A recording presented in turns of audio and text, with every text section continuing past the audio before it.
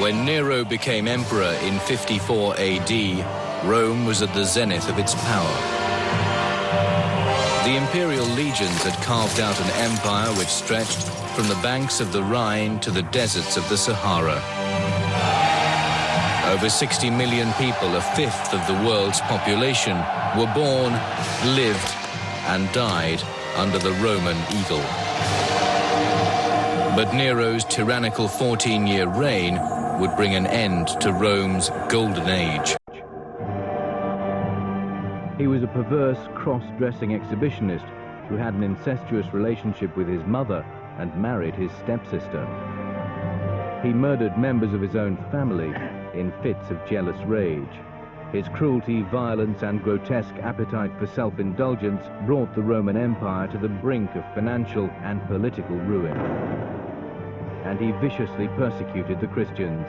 They would remember him as the ultimate embodiment of evil, the Antichrist.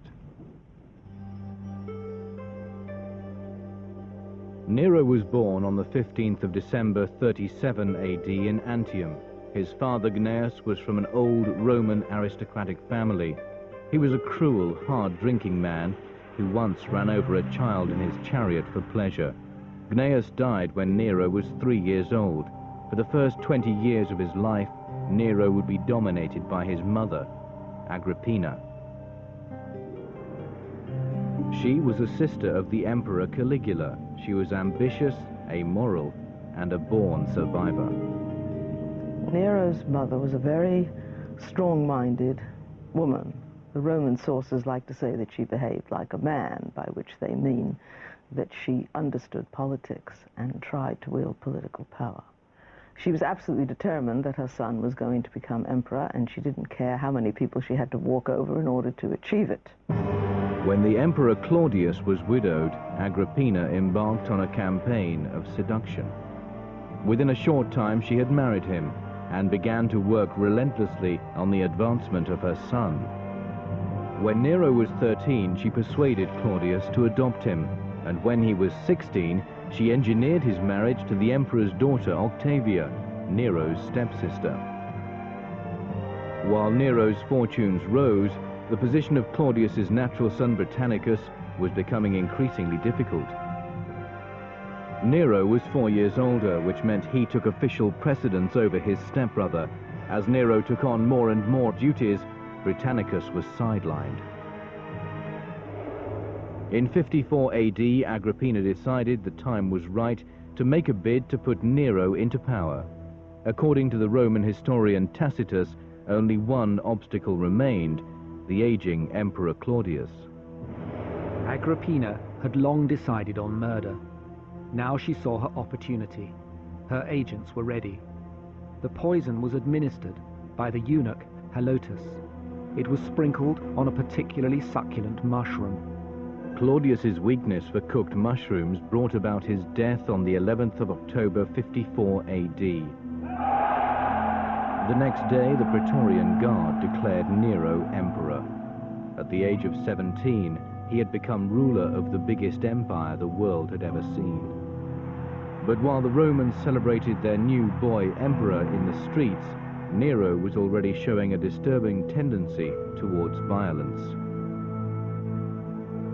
The year was a time of peace abroad, but disgusting excess by Nero in Rome. Disguised as a slave, he ranged the streets, brothels, and taverns with his friends, who pilfered goods from shops and assaulted wayfarers. When it became known that the waylayer was the emperor, attacks on distinguished men and women multiplied.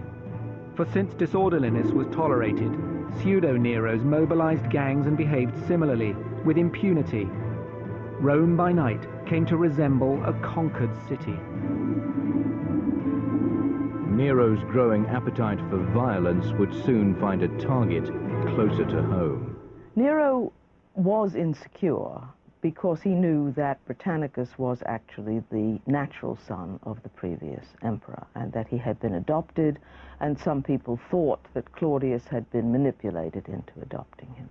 Nero decided to murder his rival, but according to his first-century biographer Suetonius, he needed a method that would not arouse suspicion. To achieve this, he would need help. Against Britannicus he employed poison, no less because of the competition he posed in singing. He had a much pleasanter voice, than through fear that one day he would prevail in public favour. He obtained it from a certain Locusta, who was an expert poisoner. He gave orders that the substance be brought to the dining room and given to Britannicus. When Britannicus collapsed, Nero rewarded Locusta with immunity from prosecution and an ample estate. He even sent her pupils.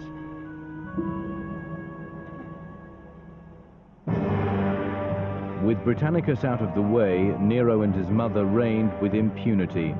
They passed laws and appeared on Roman currency together, with Agrippina acting as the young emperor's self-styled regent.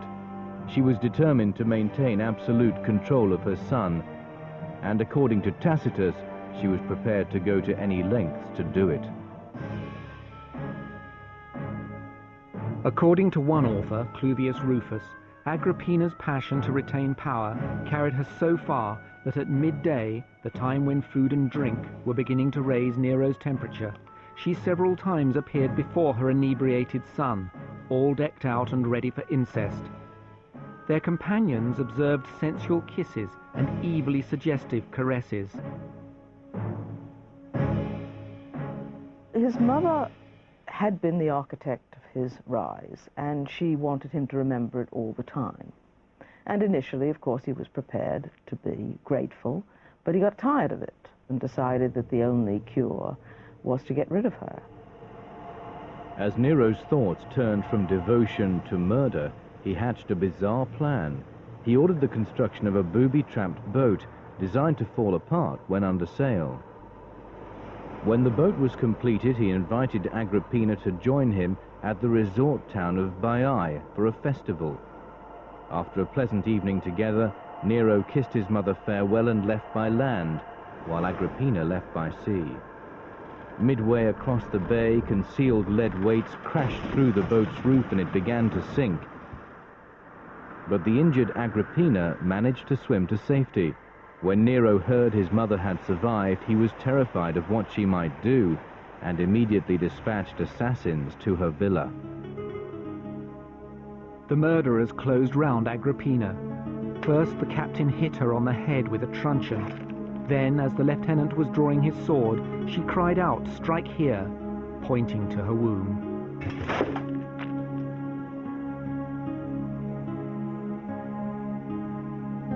Nero's rise to power had cost the lives of his mother, his stepbrother, and his adoptive father. Now, with absolute control of the empire, Nero would indulge his appetites for cruelty and self-indulgence to the full.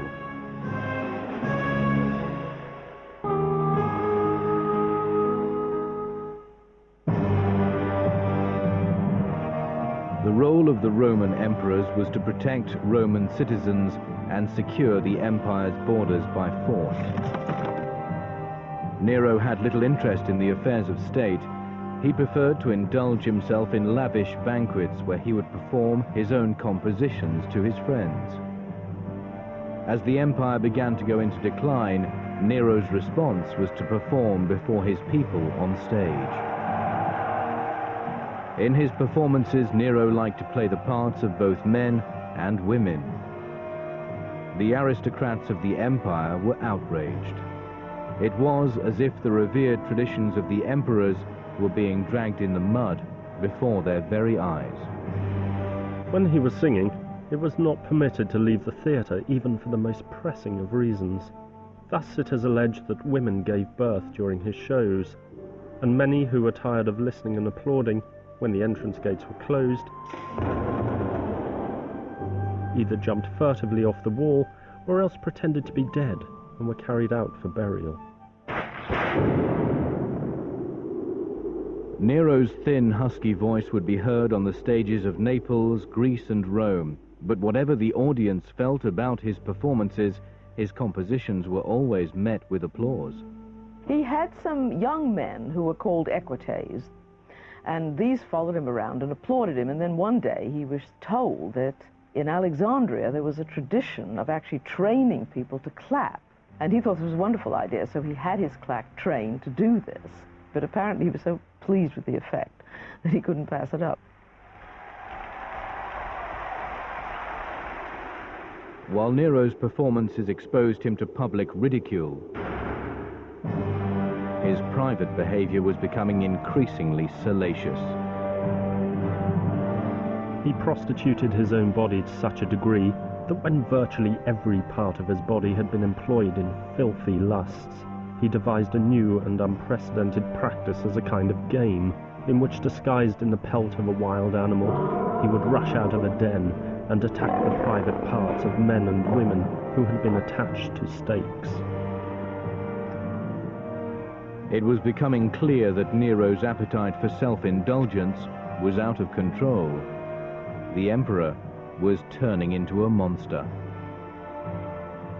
As a ruler, the most serious things he does is to exploit the empire and to take its resources for his own purposes, and by doing so, to actually endanger the safety and security of his subjects.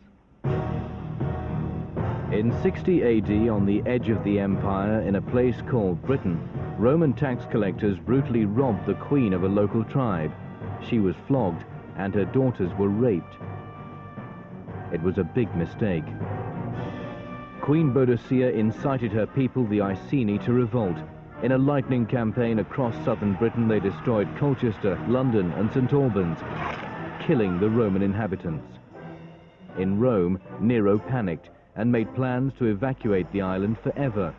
But his generals were prepared to stand firm and fight for the Roman Empire. The first great battle of Britain took place at an unknown location in central England. The 10,000 legionnaires of General Paulinus made a desperate stand against an enemy that outnumbered them more than 20 to 1. Against all odds, the legionnaires carried the day. Boadicea poisoned herself. Nero's empire was safe. For now. In Rome, Nero's behavior was becoming even more cruel and more eccentric. In AD 62, he had his first wife Octavia murdered so he could marry his mistress Poppaea. Nero would later kick the pregnant Poppaea to death when she scolded him for coming home late after a chariot race. It was a murderous act that Nero deeply regretted. In a fit of remorse, he took a boy called Sporus who reminded him of Poppaea. The boy was castrated, dressed, and made up to look like the dead empress, and married to Nero in an extravagant ceremony.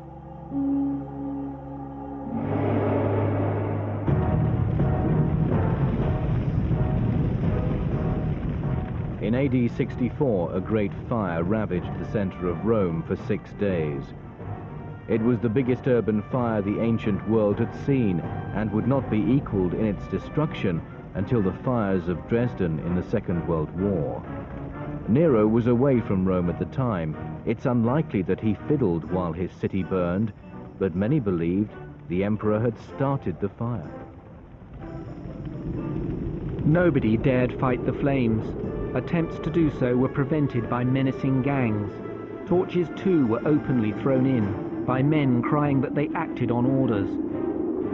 The great Roman fire left hundreds of thousands destitute, and the Roman economy in such a crisis that the currency had to be devalued. One man alone seemed to benefit from the carnage. The fact was, a lot of land became available because a lot of houses were burned down.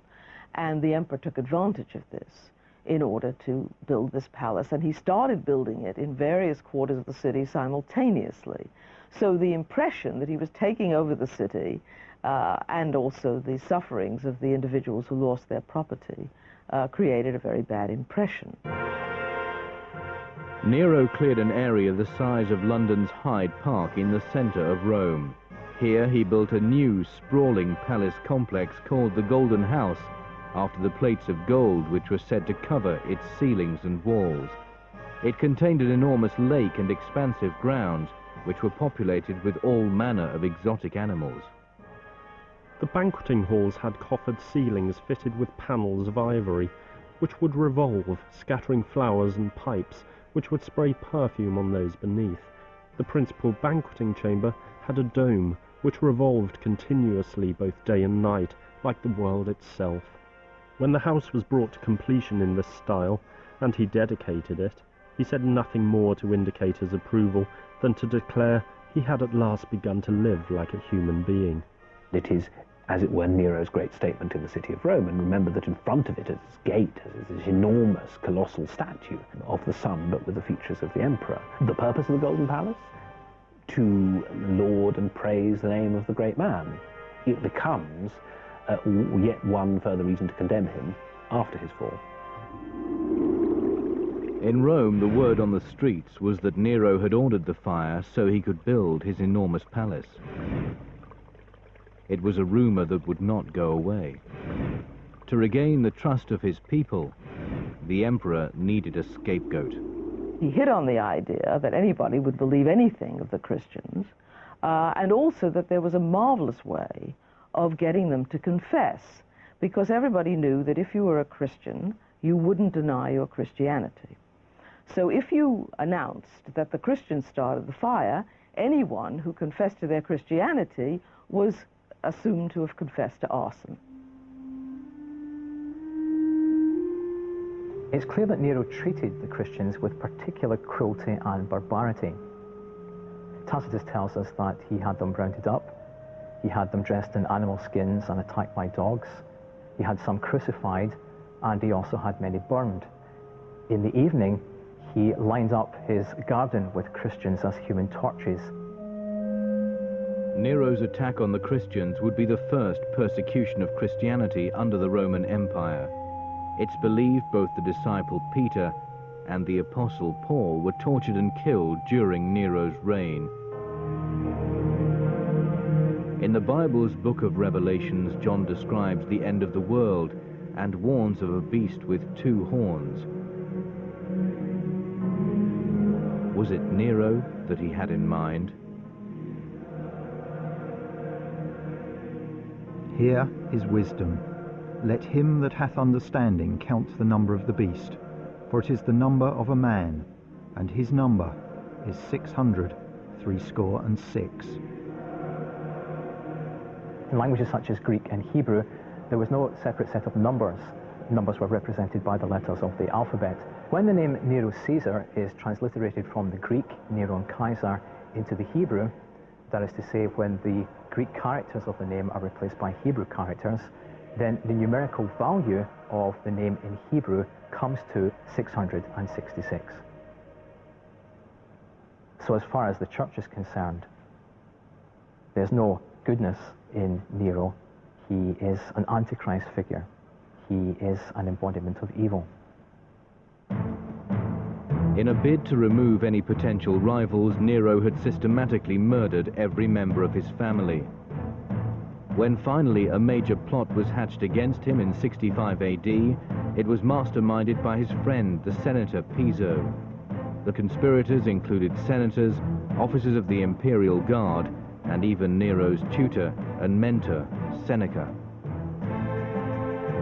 The fatal blow was to be struck while Nero attended the Circus Maximus, Rome's vast chariot arena, during the Feast of Ceres.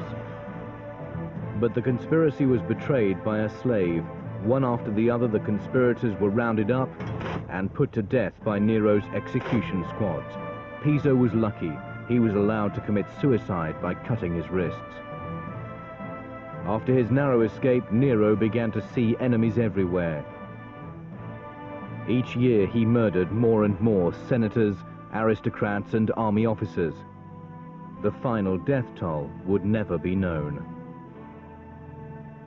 He comes to distrust those who are very competent. And on the other hand, he's afraid of them because he knows that they don't respect him. By the end of the reign, he's actually putting them to death. One of the reasons for the big rebellions, I think, is that all those people in charge of legions think that their days are numbered. 68 AD would be known as the year of the Great Rebellions. In March, Governor Vindex raised an army of 100,000 against the emperor in Gaul. They were butchered by Nero's legions. But at the same time, a more serious rebellion was brewing in northern Spain, headed by the governor Galba. In Rome, Galba's agents took control of Nero's palace guard. When they refused to take his orders, Nero knew his days as emperor were over. Nero was completely paralyzed. He was terrified that the armies had turned against him. He didn't trust anybody, and in the end he decided to flee Rome and give it up. But it was this terror, inspired by the awareness that he had made so many enemies. Nero fled some miles outside the city to the countryside villa of one of his ex-slaves. He made plans to adopt a new identity as a traveling musician. But Galba's agents had convinced the Senate to declare him a public enemy and issue orders for his arrest and execution. Realizing there was no escape, Nero snatched up 2 daggers which he had brought with him and tried the blade of each. At that moment, some horsemen drew near under orders to bring him back living. Aware of this, he hesitantly said, "The thunder of swift-footed horses echoes round my ears." He then drove the dagger into his throat with the help of his secretary, Epaphroditus.